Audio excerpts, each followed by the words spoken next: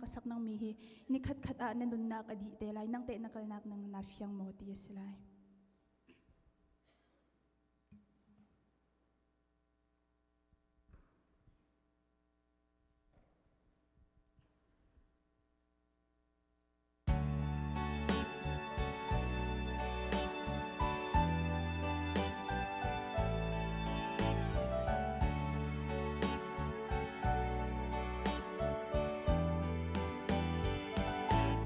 Nikhat-khat na nun nak adi telay, na tinuna karaw ko'y dapanlay. Van ramlam mo, he ramlam da na zolay. Nai phiang chang mo, na nun nak nai phiang chang mo.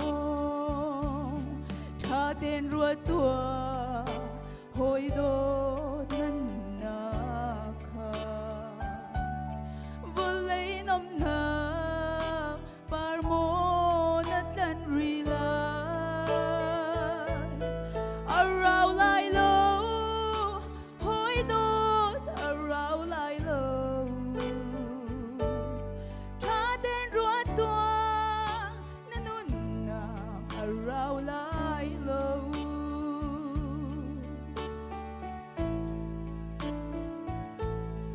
Lấy chung chôn hôn ai đồ nát nát lấy chân mi nick khát ni đi lại ăn lâu tê lại lấy chân đắc lê ngã chân các dây mân lâu bất chán bia lông dũng dài âm hồn tê tha tên rùa tua hồi đô nan na kha vô lấy năm na par mo na tan ri lai arau lai lo hồi đô arau lai lo tha tên rùa tua na nun na arau lai lo.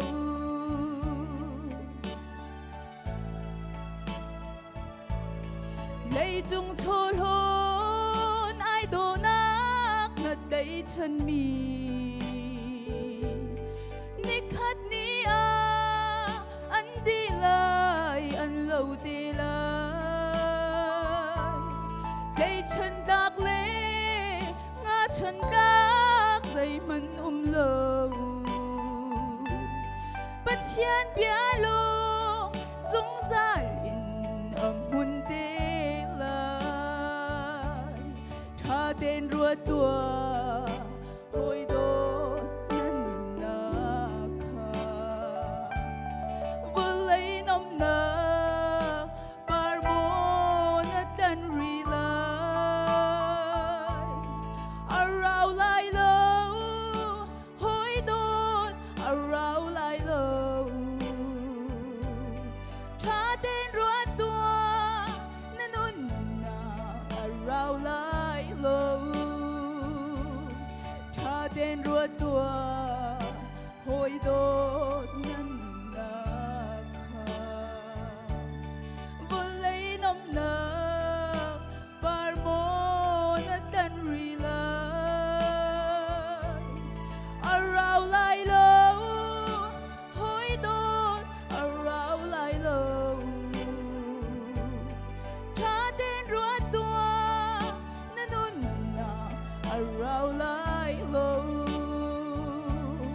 arau lai lo hồi đô arau lai lo tha tên rùa tua na nun na arau lai lo. Sumpah na gel dia bercinta jauh